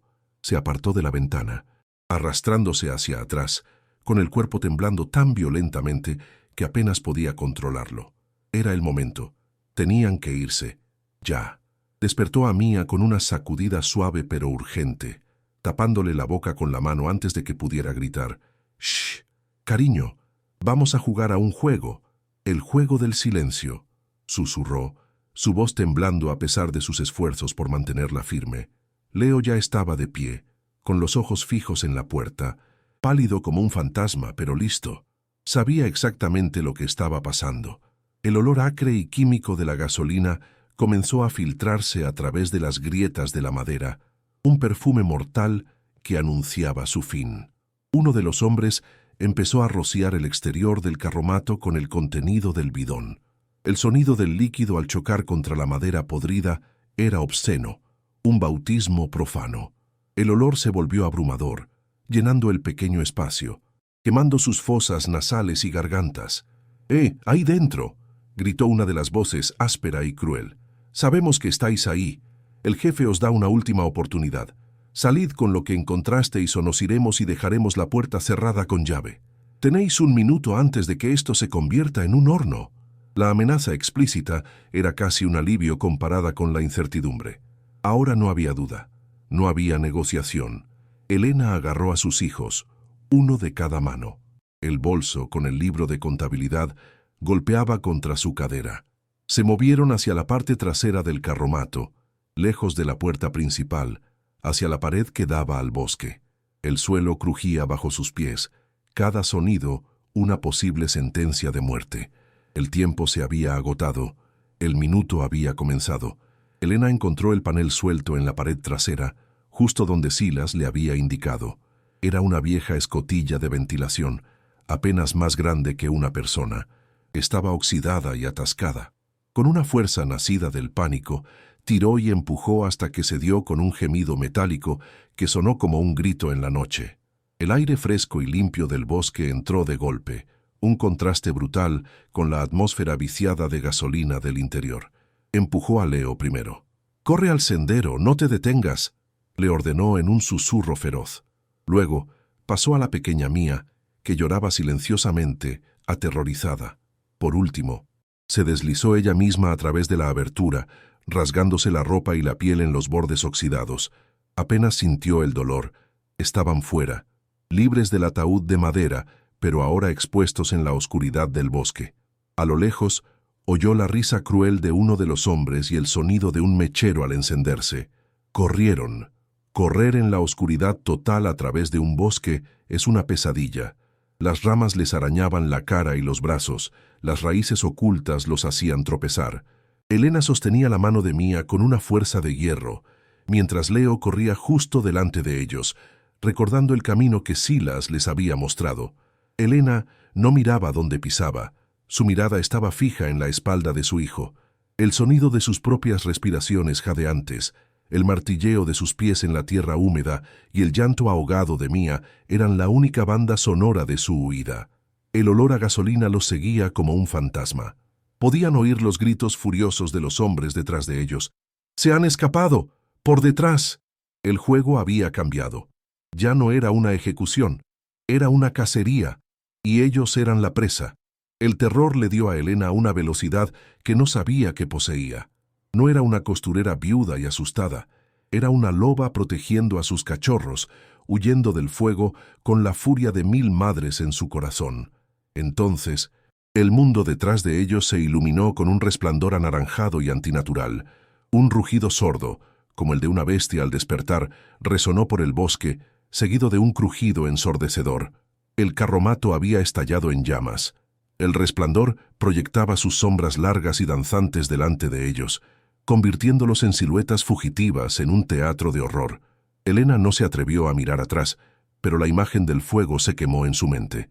El símbolo de su falsa esperanza, el custodio de un secreto mortal, estaba siendo purificado por las llamas, consumido por la misma violencia que había albergado durante 50 años. El calor del fuego se sentía incluso a esa distancia, un aliento infernal en sus espaldas que los impulsaba a correr más rápido, más desesperadamente, hacia la seguridad prometida por una pequeña caravana de aluminio y la justicia que ahora sentían la obligación de buscar. La luz del incendio iluminaba el sendero, una guía macabra hacia la supervivencia. Finalmente, tropezando y sin aliento, vieron una luz débil a través de los árboles, el resplandor amarillo de la ventana de la caravana de Silas. La esperanza, una emoción que creía haber perdido para siempre, surgió de nuevo, dolorosa y abrumadora. Leo soltó un grito ahogado de alivio. Llegaron al claro y se derrumbaron frente a la puerta, sus pulmones ardiendo, sus cuerpos cubiertos de arañazos y barro. Silas abrió la puerta de inmediato, su rostro una máscara de tensión y preocupación. Los hizo entrar rápidamente, cerrando la puerta y corriendo las cortinas. Desde el interior, el resplandor anaranjado del incendio seguía pintando la noche. Se quedaron allí, jadeando, temblando, cubiertos de suciedad pero vivos. Elena se aferró al bolso que contenía el libro de contabilidad. Lo habían logrado, habían escapado. El carromato ardía, pero ellos tenían la prueba, tenían la historia. El fuego no había sido un final, había sido el comienzo, en la calidez de la pequeña caravana. Rodeada por sus hijos y su inesperado aliado, Elena supo que la huida había terminado. Ahora comenzaba la lucha. Dentro de la caravana, el aire era una mezcla irrespirable de humo, sudor y el olor químico de la gasolina. Afuera, el mundo era un infierno naranja y rugiente. El carromato, la tumba de sus esperanzas y el nido de su terror, era ahora una antorcha gigantesca que pintaba el cielo nocturno. Elena, temblando en un rincón, abrazaba a sus hijos con una fuerza que les dejaba sin aliento, pero ninguno se quejó. El bolso con el libro de contabilidad colgaba de su hombro, un peso anómalo y sagrado. En medio del caos, Silas se movía con una calma sobrenatural. Fue hacia un rincón oscuro de la caravana y apartó una manta que cubría una vieja radio de aficionado, una reliquia de un tiempo pasado. Con dedos sorprendentemente ágiles para su edad, giró los diales. Un zumbido, una ráfaga de estática llenó el pequeño espacio, un sonido de otro mundo que cortaba el rugido del fuego. El terror del momento se suspendió, reemplazado por una tensión diferente, la de una última y desesperada llamada a la justicia lanzada a la noche. La estática crepitó y silbó hasta que la voz de Silas la cortó, baja y urgente, llena de una autoridad forjada en 50 años de espera. «Acero para Vega», repito, «Acero para Vega». «¿Me recibes, inspector?» Silencio. Solo el crujido de la radio y el fuego. El corazón de Elena martilleaba contra sus costillas. El miedo a que nadie respondiera era casi tan grande como el miedo al fuego. Entonces, una voz clara y cortante surgió de la estática. «Te recibo, Acero. Te oigo alto y claro». Silas se inclinó hacia el micrófono, sus ojos fijos en las llamas que se reflejaban en la ventana. «El nido está ardiendo. Balbuena ha movido ficha. Tengo a la gallina y a los polluelos conmigo. Y lo más importante, tengo el huevo de Máximo». Hubo una pausa en el otro extremo de la línea, cargada de significado. «Entendido, Silas. Mantén a los testigos a salvo. No confíes en nadie local, nadie. Me encargo personalmente». Llego al amanecer. La conexión se cortó dejando un silencio repentino, un vacío donde antes había una promesa. La noche fue la más larga de sus vidas. El rugido del fuego dio paso a un crepitar agonizante y finalmente a un silencio humeante. Las sirenas que oyeron a lo lejos eran de los bomberos locales, peones que, como bien había advertido el inspector, probablemente estaban en el bolsillo de Balbuena. Se quedaron en la caravana, acurrucados bajo las mantas, viendo cómo la noche se tragaba las últimas brasas del incendio. Elena no soltó el libro de contabilidad ni un segundo. Lo sentía vibrar contra su cuerpo, un artefacto cargado con la codicia y la sangre de medio siglo. Miró a sus hijos. Mía, agotada por el terror, se había dormido en su regazo, pero Leo permanecía despierto, sus ojos fijos en la oscuridad, la infancia arrancada de su mirada para siempre. El miedo no se había ido, pero ahora estaba mezclado con algo más, la tenacidad. Habían sobrevivido al fuego, habían sobrevivido a los matones, ahora solo tenían que sobrevivir a la espera de una justicia que parecía tan lejana y fantasmal como las estrellas. El amanecer llegó como una promesa cumplida. No era la luz gris y enfermiza de los días anteriores, sino un resplandor limpio que se derramaba sobre el paisaje carbonizado. Con la luz llegaron los coches. No eran vehículos locales, sino sedanes oscuros y serios que se movían sin ostentación con la eficiencia silenciosa del verdadero poder. Hombres con trajes discretos y rostros impasibles emergieron y aseguraron el perímetro con una profesionalidad que helaba la sangre. No eran matones, eran la ley. Uno de ellos, un hombre mayor, de pelo cano y una mirada que parecía haberlo visto todo, se acercó a la caravana de Silas, tocó suavemente la puerta de aluminio. «¿Silas? Soy el inspector Vega. Estáis a salvo».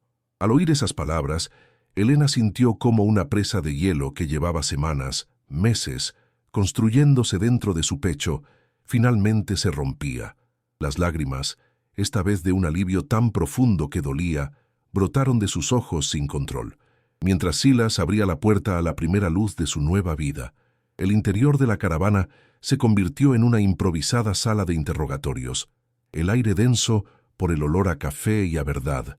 Elena, con la voz temblorosa pero firme, relató todo: la desesperación, la compra del carromato, el descubrimiento. Leo, a su lado, asentía con una seriedad que impresionó a los agentes. Luego, con un gesto solemne, Elena colocó el libro de contabilidad sobre la pequeña mesa. El inspector Vega lo tomó con una reverencia inesperada. Al abrirlo, sus ojos recorrieron las páginas y una expresión de sombrío reconocimiento se dibujó en su rostro. «El atraco del Banco Hispano», murmuró. «Un caso que persiguió a mi predecesor hasta su tumba». Entonces Silas habló. Con una voz quebrada por el dolor acumulado, contó la historia de su hermano, el cajero de 19 años. Ya no era un caso frío, era un asesinato con un testigo. Las anotaciones de Máximo, la fortuna quemada y el testimonio de un hermano afligido se entrelazaron en una soga irrefutable, lista para cerrarse sobre el cuello de un magnate. La caída de Alejandro Balbuena no fue un estruendo, sino un colapso silencioso. Mientras el sol se levantaba sobre su fastuosa villa, no fueron sus sirvientes quienes le llevaron el desayuno, sino los agentes del inspector Vega, quienes aparecieron junto a su cama. Al principio su rostro mostró arrogancia, la incredulidad de un rey desafiado en su propio castillo. Amenazó, gritó nombres de políticos y jueces, pero entonces Vega colocó el libro de contabilidad de Máximo sobre sus sábanas de seda. Balbuena lo miró, y en ese instante 50 años de poder y fachada se desmoronaron. El color desapareció de su rostro. La arrogancia fue reemplazada por el pánico primordial de un animal atrapado. Cuando las esposas se cerraron sobre sus muñecas manchadas por la edad, el único sonido fue el clic metálico, un punto final definitivo para una vida construida sobre la sangre y la traición. Su imperio, erigido con tanto cuidado, se disolvió como un castillo de arena ante la marea de la justicia. Semanas después, en una austera oficina gubernamental, un abogado con gafas de montura fina les explicó el complejo epílogo legal. El Banco Hispano había sido absorbido por otras entidades hacía décadas. Ya no existía un reclamante corporativo claro para el botín. El delito de robo, después de 50 años, había prescrito. Sin embargo, el asesinato del hermano de Silas y la presunta muerte de Máximo no prescribían jamás. Y el dinero, una fortuna en billetes de peseta, que ahora eran piezas de coleccionista de inmenso valor, era técnicamente propiedad del Estado. No obstante, continuó el abogado, ajustándose las gafas, dadas las circunstancias extraordinarias, el peligro al que se expusieron y el hecho de que su acción ha resuelto un caso de asesinato de 50 años, el Estado les concede una recompensa por el hallazgo. Les entregó un documento oficial. Elena lo miró. La cifra era tan astronómica, tan absurdamente grande, que le pareció una errata. Era más dinero del que podría haber imaginado en 1000 vidas de miseria. La nueva casa no olía a podredumbre ni a desesperación, olía a pintura fresca, a madera de pino y al aroma de un bizcocho de limón enfriándose en la cocina. La luz del sol entraba a raudales por unos ventanales impecablemente limpios, iluminando las motas de polvo que danzaban alegremente en el aire.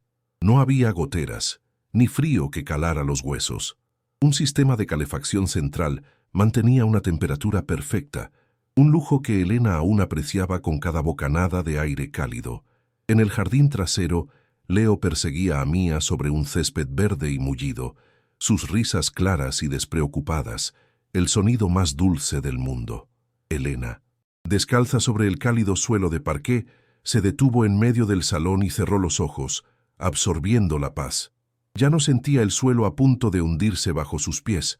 Por primera vez en su vida, se sentía sostenida, se sentía en casa, se sentía a salvo, y esa sensación valía infinitamente más que todo el dinero del mundo. En una habitación bañada por el sol de la tarde, un zumbido suave y constante llenaba el aire. Era el sonido de una máquina de coser de última generación, un aparato potente y preciso que se deslizaba sobre la tela como si fuera agua. Elena no cosía remiendos ni zurcía agujeros para sobrevivir. Estaba creando un vestido de un azul vibrante para Mía, simplemente por el placer de hacerlo. Esa noche, La cena fue un festín. Pollo asado, patatas doradas, una ensalada llena de colores. La mesa, grande y de madera maciza, estaba rodeada por su nueva familia. Silas, con una camisa nueva y los ojos brillantes, levantó su copa. «Por la justicia», dijo, su voz firme, «y por los nuevos comienzos». Elena miró a sus hijos, sanos y felices, y luego a Silas, el guardián que había encontrado la paz. La fortuna que había comprado esa casa era inmensa, pero la verdadera recompensa era esa escena, una mesa llena, corazones en paz y el sonido de la risa en un hogar donde el miedo ya no tenía cabida. Desde la ventana de su nueva cocina, Elena observaba cómo sus hijos plantaban flores en el jardín junto a Silas. El sol del atardecer les bañaba con una luz dorada, pintando una escena de una paz casi irreal. Apoyó la mano en la pared, sintiendo su solidez, su permanencia. Había bajado al infierno, a un carromato podrido que casi se convierte en su pira funeraria, y había regresado. Había descubierto que incluso en la oscuridad más profunda, una sola chispa de coraje puede prender fuego a la injusticia y abrir un camino hacia la luz. La verdadera fortuna no habían sido los fajos de billetes polvorientos, sino la fuerza que había encontrado dentro de sí misma, la de una madre dispuesta a todo por proteger a sus cachorros. El tesoro era ese momento, esa simple tarde de paz. Si esta historia de justicia y superación te ha mantenido en vilo, no te olvides de suscribirte y activar las notificaciones. Hay muchas más historias esperando ser desenterradas, y no querrás perderte ninguna.